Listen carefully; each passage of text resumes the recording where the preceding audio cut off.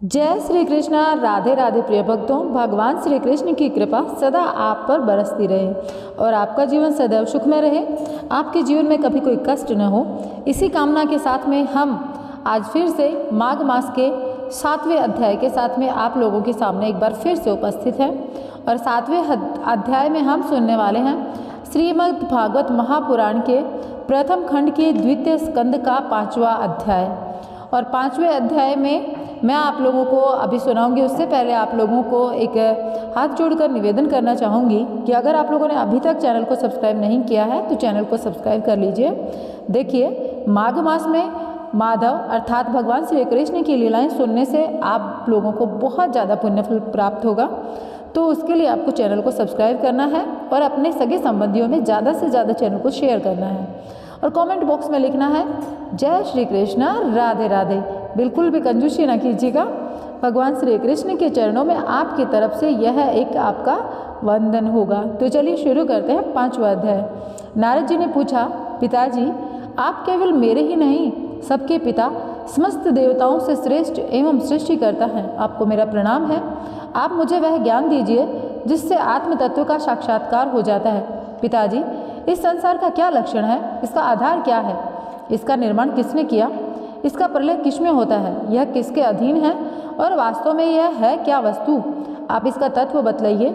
आप तो यह सब कुछ जानते हैं, क्योंकि जो कुछ हुआ है, हो रहा है या जो होगा, उसके स्वामी आप ही तो हैं। यह सारा संसार हथेली पर रखे हुए आंवले के समान आपकी ज्ञान दृष्टि के अंतर्गत ही है। पिताजी, आपको यह ज्ञान कहाँ से मिला? आप किसके आधार पर ठहरे हुए हैं? आपका स्वामी कौन है और आपका स्वरूप क्या है? आप अकेले ही अपनी माया से पंचभूतों के द्वारा प्राणियों की सृष्टि कर लेते हैं। कितना अद्भुत है! जैसे मकड़ी अनायास ही अपने मुंह से जाला निकालकर उसमें खेलने लगती है, वैसे ही आप अपनी शक्तियों के आश्रय से जीवों को अपने में ही उत्पन्न करते हैं और फिर आप में ही कोई विकार नहीं होता। जगत में नाम रूप और गुणों से जो कुछ जाना जाता है, उसमें मैं ऐसी कोई शत अशत उत्तम मध्यम या अधम वस्तु नहीं देखता जो आपके सिवा किसी और से उत्पन्न हुई हो। इस प्रकार सबके ईश्वर होके भी आपने एकाग्रचित से घोर तपस्या की। इस बात से मुझे मोह के साथ साथ बहुत बड़ी शंका भी हो रही है कि आपसे बड़ा कोई और भी है क्या? पिताजी, आप सर्वज्ञ हैं, सर्वेश्वर हैं।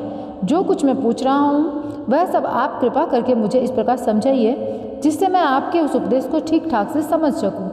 फिर ब्रह्मा जी ने कहा, बेटा नारद, तुमने जीवों के प्रति करुणा के भाव से भरकर यह बहुत ही सुंदर प्रश्न किया, क्योंकि इससे भगवान के गुणों का वर्णन करने की प्रेरणा मुझे प्राप्त हुई है।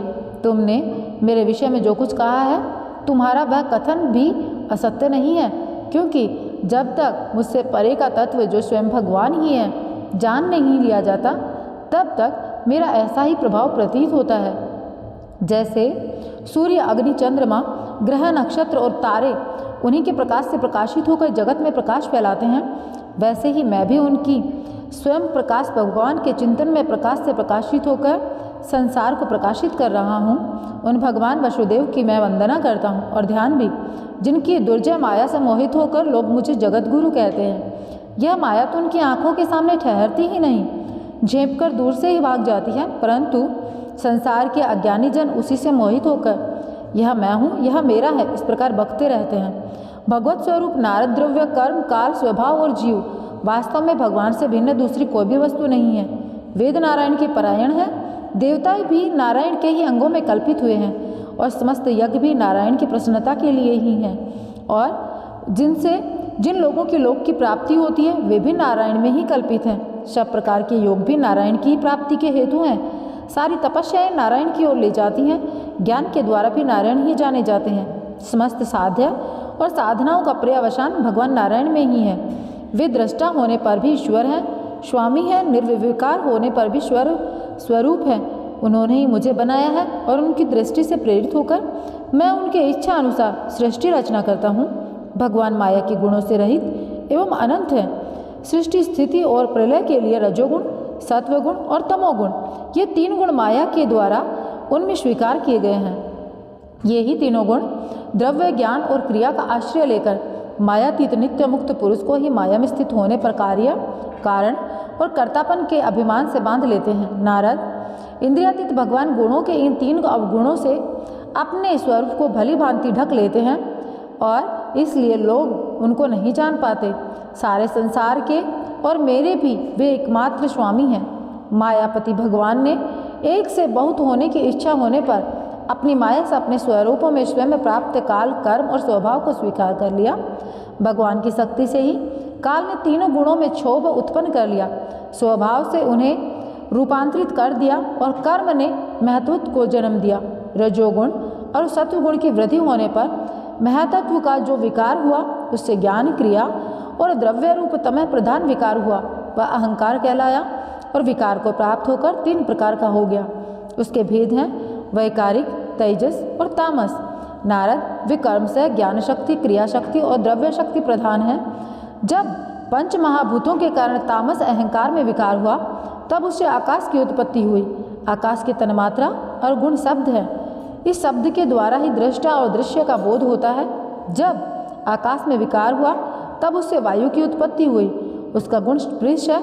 अपने कारण का गुण आ जाने से वह शब्द वाला भी है। इंद्रियों में स्फूर्ति, शरीर में जीवन शक्ति, ओज और बल इसी के रूप हैं। काल, कर्म और स्वभाव से वायु में भी विकार हुआ, उससे तेज की उत्पत्ति हुई। उसका प्रधान गुण रूप है। साथ ही इसके कारण आकाश और वायु के गुण शब्द एवं स्वर स्पर्श भी इसमें है। तेज के विकार से जल की उत्पत्ति हुई। इसका गुण है रस। कारण तत्वों के गुण शब्द स्पर्श रूप भी इसमें है। जल के विकार से पृथ्वी की उत्पत्ति हुई। इसका गुण है गंध। कारण के गुण कार्य में आते हैं। इस न्याय से शब्द, स्पर्श, रूप और रस ये चारों गुण भी इसमें विद्यमान हैं। वैकारिक अहंकार से मन की और इंद्रियों के 10 अधिष्ठात्र देवताओं की उत्पत्ति हुई है और उनके नाम है दिशा, वायु, सूर्य, वरुण, अश्विनी कुमार, अग्नि, इंद्र, विष्णु, मित्र और प्रजापति। तेजस अहंकार के विकार से श्रोत्र, त्वचा, नेत्र, जिह्वा और घ्राण ये 5 ज्ञानेंद्रियां एवं वाक, हस्त, पाद, गुदा और ज्ञानेंद्रियां ये 5 कर्मेंद्रियां उत्पन्न हुई। साथ ही ज्ञान शक्ति, बुद्धि और क्रिया शक्ति रूप प्राण भी तेजस अहंकार से उत्पन्न हुए। श्रेष्ठ ब्रह्माविद जिस समय ये पंचभूत इंद्रिय, मन और सत्व आदि तीनों गुणों परस्पर संगठित नहीं थे तब अपने रहने के लिए भोगों के साधन रूप स्वरूप की रचना नहीं कर सके। जब भगवान ने इन्हें अपनी शक्ति से प्रेरित किया तब वे तत्व परस्पर एक दूसरे के साथ मिल गए और उन्होंने आपस में कार्य कारण स्वीकार करके व्यष्टि, समष्टि रूप पिंड और ब्रह्मांड दोनों की रचना की।